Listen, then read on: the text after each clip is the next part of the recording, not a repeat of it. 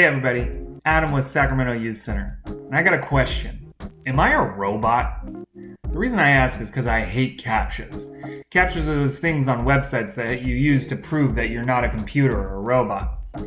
I hate all CAPTCHAs. I hate the ones with the squiggly little letters where you can't tell if it's an uppercase I or a lowercase L or maybe even a 1.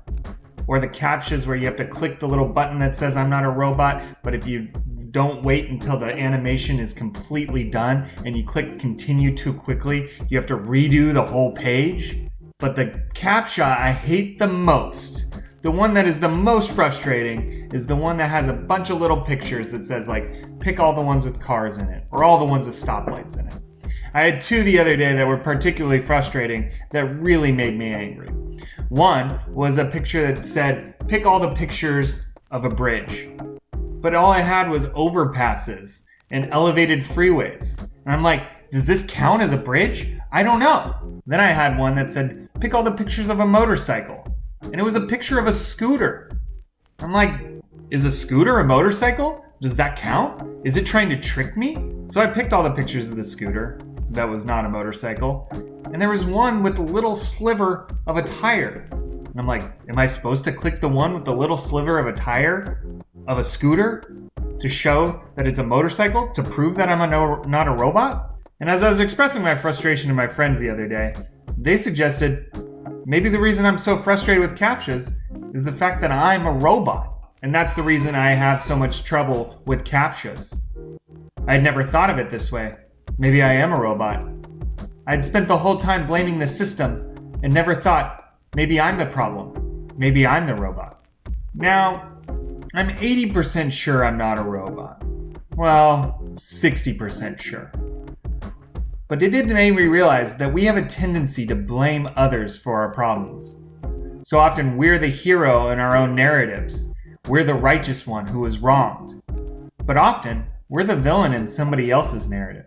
We blame others so well, but that doesn't help us be better people. Right now we see this where a lot of people are trying to blame others for the coronavirus. Some blame the Chinese blame the United States. In the Middle East, they're blaming Israel. Some people are blaming Bill Gates or the president. The list goes on and on. And this isn't something new. Before the modern times, syphilis was a big problem. Syphilis was blamed on others. The Russians called it the Polish disease. And in Poland, they called it the German disease. And in Germany, they called it the French disease.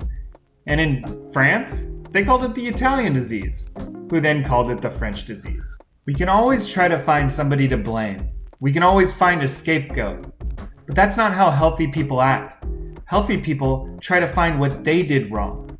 I think it's inevitable that we will be the villain in somebody else's story, especially if that person is in the wrong. But what we gotta try to do is not make others the villain of our story. Here are some tips on how to not shift the blame to others. Tip 1. Look for the cause. Accept that sometimes bad things happen and that no one's to blame. And when people do wrong us, it usually wasn't out of malice or evil intentions. A lot of times, the people who hurt us are hurting themselves. It's almost never as simple as they are a villain trying to get us. Tip number 2, work on ourselves. When you fly in a plane, they tell you to put the mask on yourself before you help others. The same is true when we're trying to find fault. We need to examine ourselves and our own faults before we're able to help anyone else overcome theirs.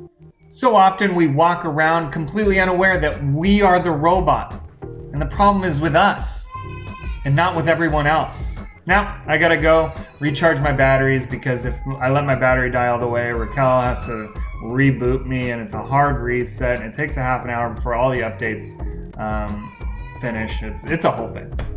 Anyways, thanks for watching. Bye.